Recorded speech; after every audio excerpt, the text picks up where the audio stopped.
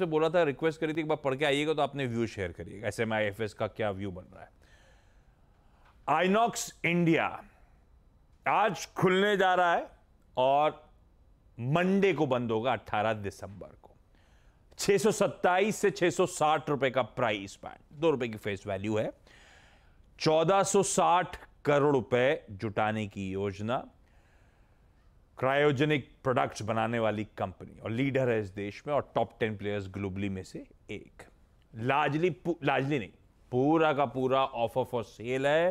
Promoters अपना stake reduce करेंगे almost 100 से 75 की तरफ, 74.9% पे ला रहे हैं। कंपनी के पास कुछ पैसा नहीं आना है, पर ये कंपनी है कैसी, जिस भाव, शायद अपर बैंड पे चर्चा करें, 660 पे आ रहा है, कितना अट्रैक्टिव बिजनेस कैसा लग रहा है। अवस्थी साहब क्या सलाह दे रहे हो, सब्सक्राइब करना है या छोड़ दिया जाए?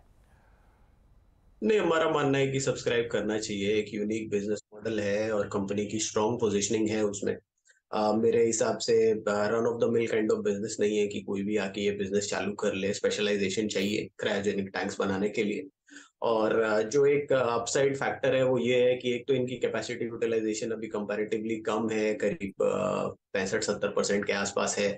तो आप मान के चलिए कि अगर ऑप्टिमल यूटिलाइजेशन आता है तो 40-50% ग्रोथ वहां से आ जानी चाहिए। इसके अलावा मुझे लगता है कि कंपनी रेगुलरली थोड़ी थोड़ी ब्राउनफील्ड, ग्रीनफील्ड, ब्राउनफील्ड कैपेक्स वगैरह करती रहती है इंटरनली डीबॉटलनेकिंग की। उसका भी फायदा आपको नंबर्स में दिखना चाहिए आने वाले समय में। और एक मेजर जो फैक्टर होना चाहिए वो मुझे लगता है हाइड्रोजन है, क्योंकि अभी भी अगर आप टोटल पाई में देखें तो लगभग 3% ही हाइड्रोजन का मिक्स है जो यूजेज में है क्रायोजेनिक टैंक्स के। वहां मुझे लगता है आने वाले समय में काफी ग्रोथ आनी चाहिए। कंपनी ने इसरो के संग ऑलरेडी कुछ प्रोडक्ट्स डेवलप किए हैं उस स्पेस में। इसके अलावा बाहर की कुछ कंपनीज के लिए भी हाइड्रोजन के कुछ ऑर्डर्स हैं इनके पास, टैंक्स वगैरह के। तो मुझे लगता है वो एक स्पेस है जहां बहुत एक्सप्लोसिव ग्रोथ भी आ सकती है कंपनी के लिए आने वाले समय में। तो ऐसे यूनिक बिजनेस मॉडल और स्पेशलाइजेशन के लिए मुझे लगता है over a period of time 35-40 का मल्टीपल मिलना बहुत मुश्किल नहीं होगा कंपनी के लिए।